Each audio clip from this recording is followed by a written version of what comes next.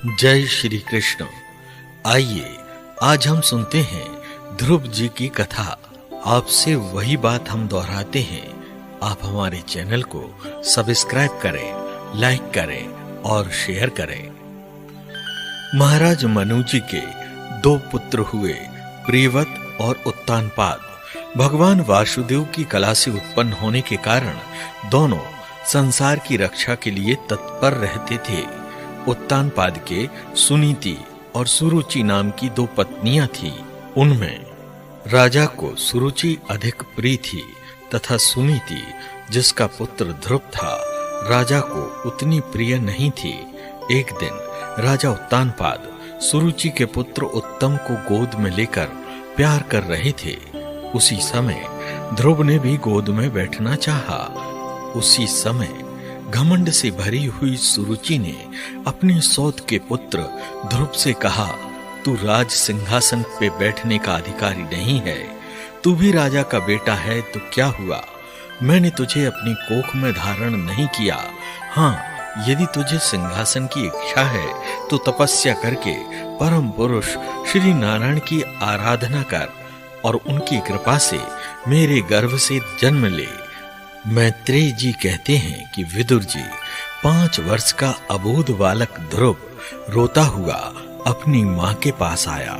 सुनीति ने बेटे को गोद में उठाया और कहा, बेटा, उन श्री हरि को छोड़कर मुझे तो तेरे दुख को दूर करने वाला और कोई दिखाई नहीं देता।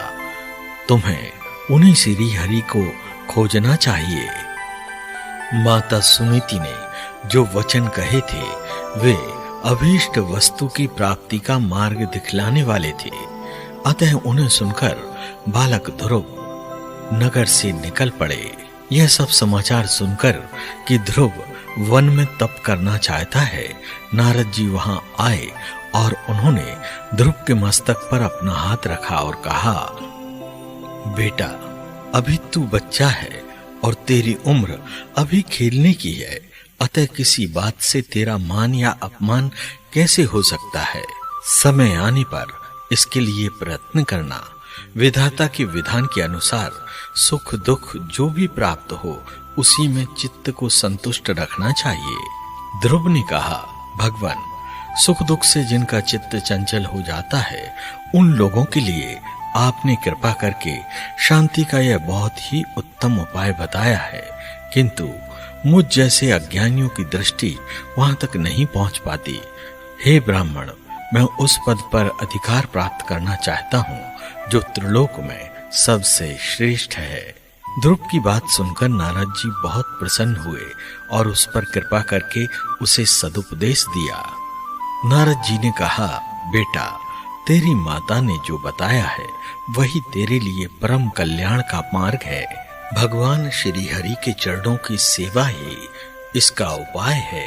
इसलिए अब तू श्री यमुना जी के पावन तट पर मधुवन की ओर चला जा और वहां तीनों समय कालिंदी के जल में स्नान करके आसन बिछाकर बैठना और फिर प्राणायाम करके मन और इंद्रिय को वश में करना और भगवान के माधुर्य स्वरूप का ध्यान करते हुए ओम नमो भगवते वासुदेवाय इसका 7 रात जप करने से मनुष्य आकाश में विचरने वाले सिद्धों का दर्शन प्राप्त कर लेता है।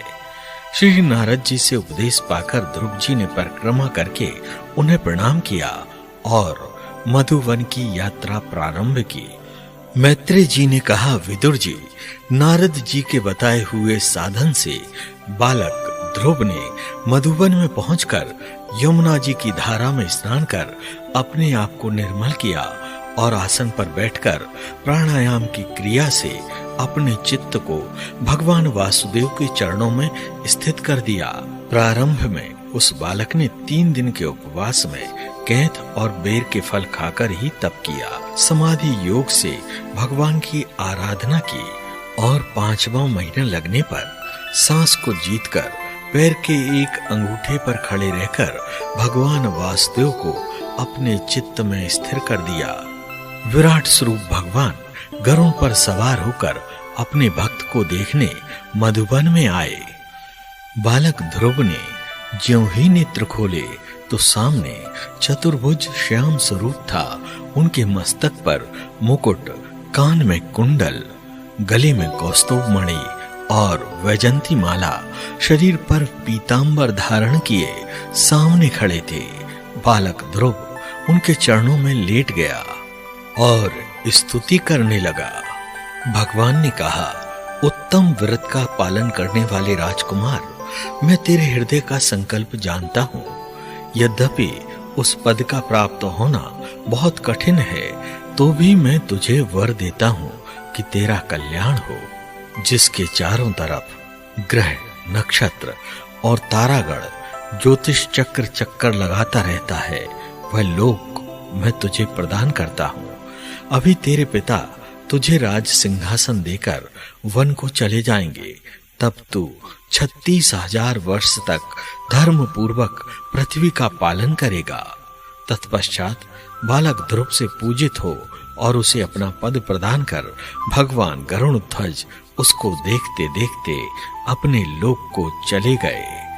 जय श्री कृष्ण।